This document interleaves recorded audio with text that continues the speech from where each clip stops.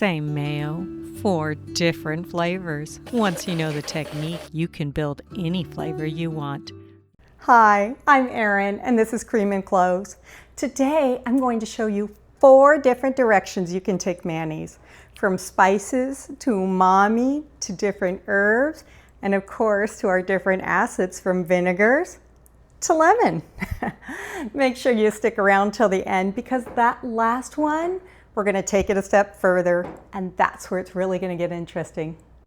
If you caught the last episode, you already know the mayonnaise formula: egg yolk, a splash of acid, a little Dijon, and oil emulsified with immersion blender, the fastest of the 5 methods we covered previously. And once you understand this formula, you'll see you don't need a separate recipe every time you want a different mayonnaise. Today, we're not adding a new technique. We're taking the exact base formula and asking one question 4 different ways. What am I actually doing when I flavor mayonnaise? It turns out almost every flavored mayo you've ever had falls into one of 4 moves: infusing dry spices, folding in something fermented to add those umami and savory notes, blending in fresh herbs, or swapping the acid for something sharper. Learn these 4 moves and you're not following recipes anymore. You're building your own. One taste we're leaving out on purpose is sweet.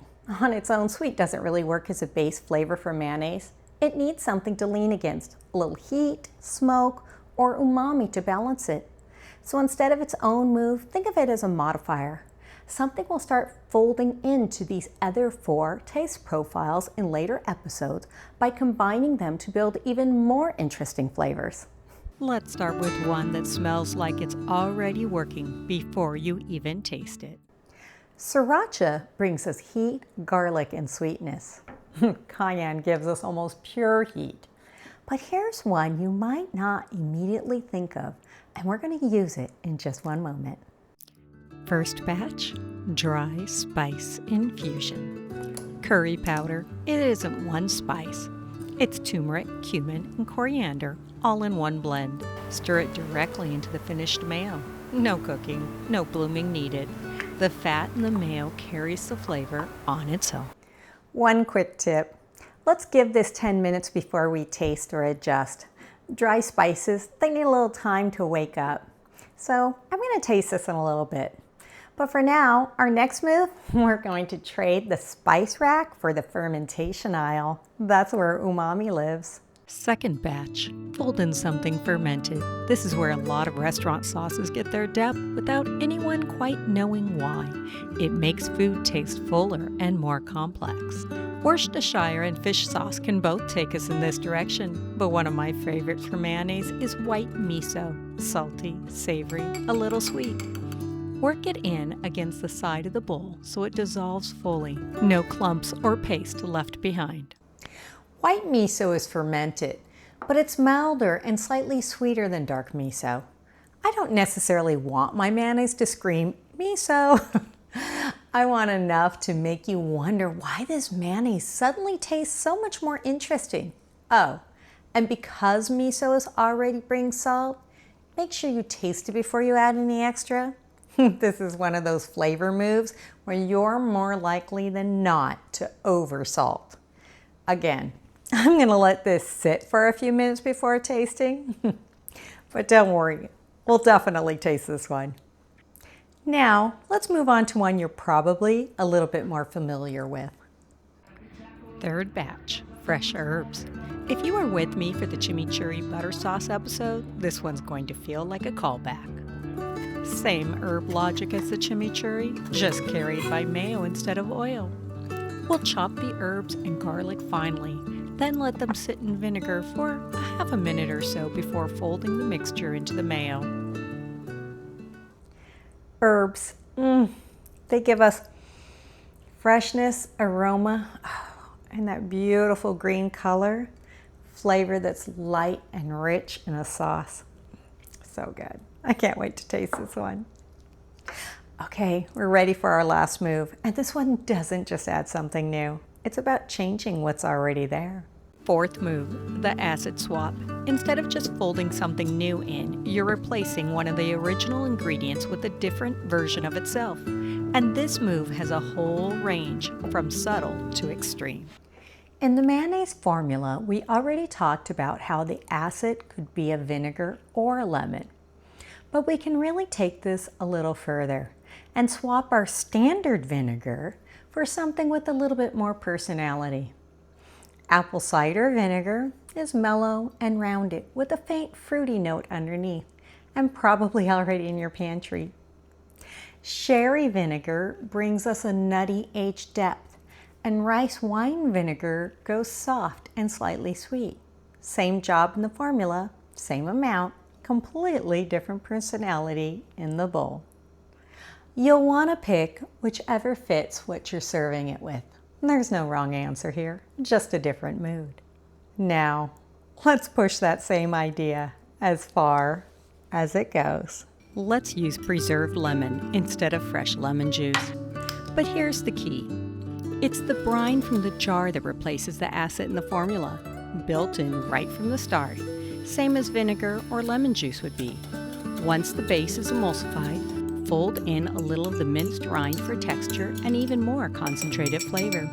Same role in the formula, acid, but concentrated and salty instead of bright and simple.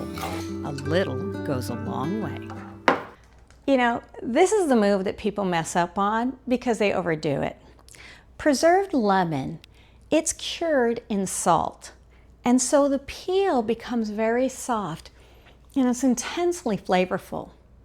You're going to want to finely mince up the rind and add just a little bit at a time. You're going to get the lemon, the salt, the slight bitterness, and the complexity that you just can't get from fresh lemon juice. 4 moves. Infuse a spice, add in something fermented to get that umami bomb. Fold in some fresh herbs, swap the acid for something sharper. Once you understand the moves, you're not locked into picking just one. So how do you choose? Ask what the food needs. Heat, freshness, tang, smokiness, umami. That's exactly what we'll start building towards in our next episode. Every flavored mayo you'll ever make comes back to one of these 4 categories. Now that they've had a few minutes to sit, let's actually taste these. Oh my gosh, let's start with our curry. I have to smell first. Okay, let's taste this. Oh my gosh, that's warm and earthy. Has just a little gentle heat. Oh my gosh, it's building in the back. Oh, that must be the turmeric. Oh my gosh, it's really working. All right, let's move on to the miso. Oh, it got me for a moment. All right, miso.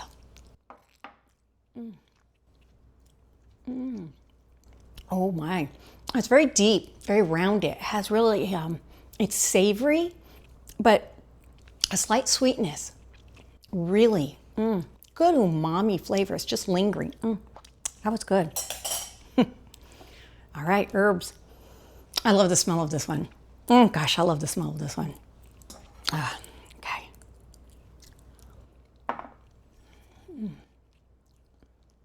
Oh, wow. It's bright, very herbaceous. And you get that punch of garlic. And there's that vinegar tang. It's right up here in the front of your tongue. So good. All right, a preserved lemon. I'm really excited about this one.